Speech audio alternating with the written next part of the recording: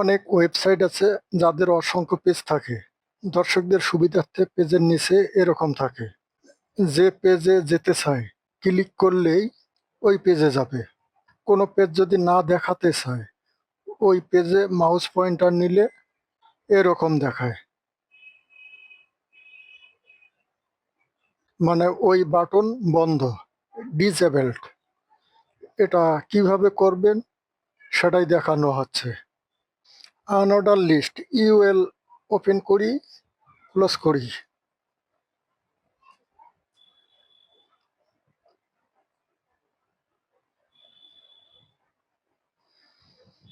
UL এর ভেতরে একটা ক্লাস নেই ন্যাপ।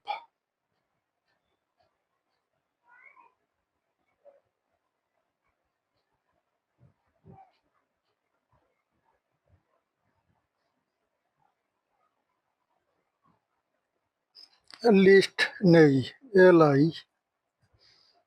লিস্টটাকে ক্লোজ করি। অ্যাঙ্কর লিঙ্ক তৈরি করার জন্য এ হার্প সমান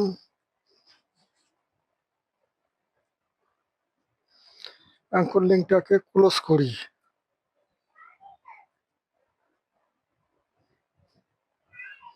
বাটনের বাম পাশের দুইটা তীর চিহ্ন আনার জন্য and L A Q U O semicolon দেই। এটাকে কয়েকবার কপি করি।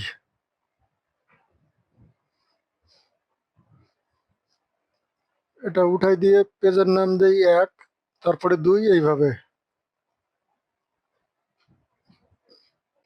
লাস্ট যে পেজটা থাকবে, মানে লাস্ট যে লিস্ট থাকবে সেটা রাইট পাশে, রাইট সাইডে দুইটা অ্যারো চিহ্ন আনার জন্য এই যে এখানে এলটা উঠাই দিয়ে শুধু আর দিলে হবে।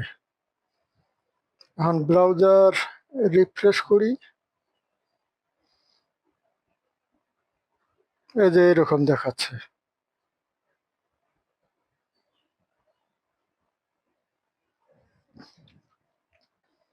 স্টাইল শিটে বাটনের স্টাইল দেই ডট ন্যাপ, ক্লাসটাকে কল করা হলো। ফ্লেক্স,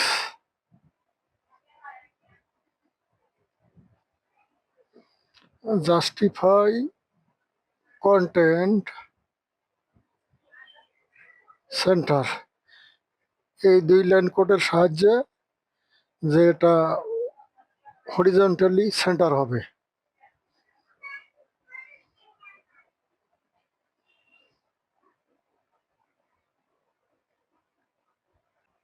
প্যাডিং 0 দেই। বুলেট পয়েন্ট উঠানোর জন্য লিস্ট স্টাইল নান করে দিই।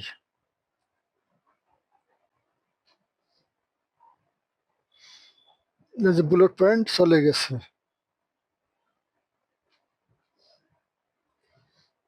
ডট ন্যাপ এলআই এ,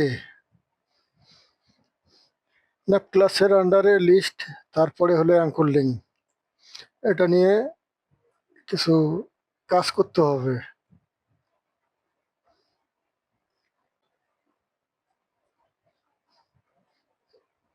ব্লক, মার্জিন একটু ফাঁকা করার জন্য উপরে নিচে 0 পিক্সেল থাকবে আর ডানে বামে 4 পিক্সেল দেই। তারপরে একটা প্যাডিং দেই। প্যাডিং উপরে নিচে 8 পিক্সেল আর ডানে বামে 12 পিক্সেল। বর্ডার নেই, বর্ডার 1 পিক্সেল সলিড, কালারটা গ্রে দেই।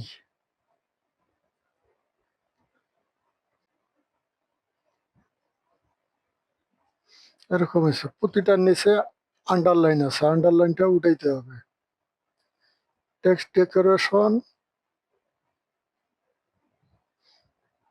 নান, আন্ডারলাইন উঠে যাবে। বর্ডার রেডিয়াস,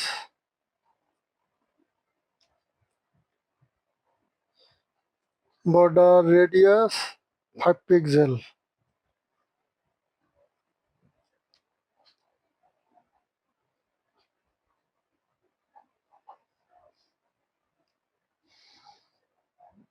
স্মুথ একটা অ্যানিমেশন, ব্যাকগ্রাউন্ড কালার চেঞ্জ হওয়ার জন্য ট্রানজিশন দেই।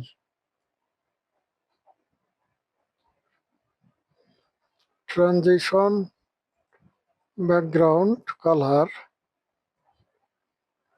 1s, ট্রানজিশন ইফেক্ট হবে। ন্যাপ LI এ hover colon not first bracket দেই।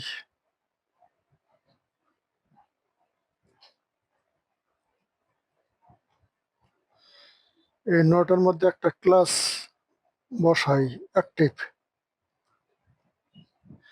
অ্যাক্টিভ ক্লাসটাকে এখানে কল করতে হবে।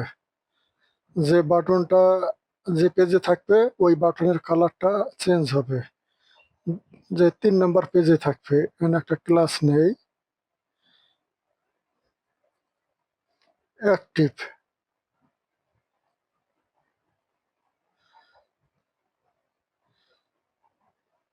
এখানে এই যে নোট দেওয়া হয়েছে, যেটা অ্যাক্টিভ থাকবে ওইটা হোভার করলে কোনো কালার চেঞ্জ হবে না। ব্যাকগ্রাউন্ড কালার যে হ্যাশ 3টা ডি দেই।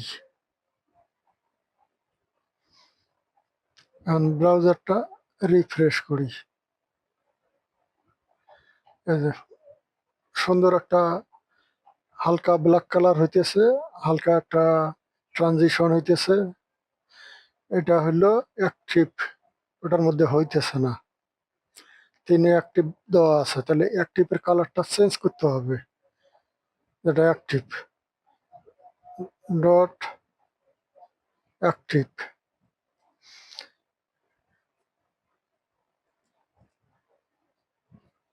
অ্যাক্টিভ যেটা, এটার কালারটা হবে ব্যাকগ্রাউন্ড, ব্যাকগ্রাউন্ড কালার গ্রিন, আর ফন্ট কালারটা হবে হোয়াইট।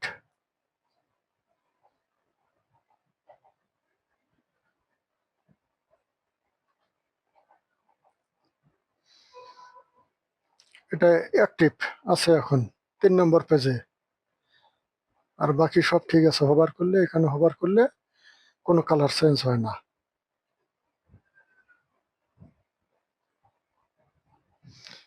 এখন যে বাটনে ডিসেবল বাটন করার জন্য যে শেষে যে বাটনটা আছে, এখানে আর একটা ক্লাস নেই।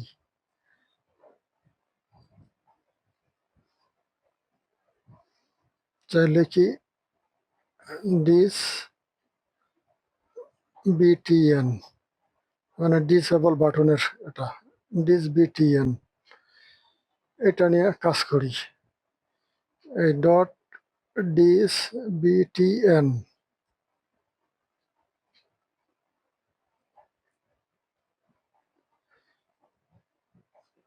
এর একটা ব্যাকগ্রাউন্ড কালার দেই।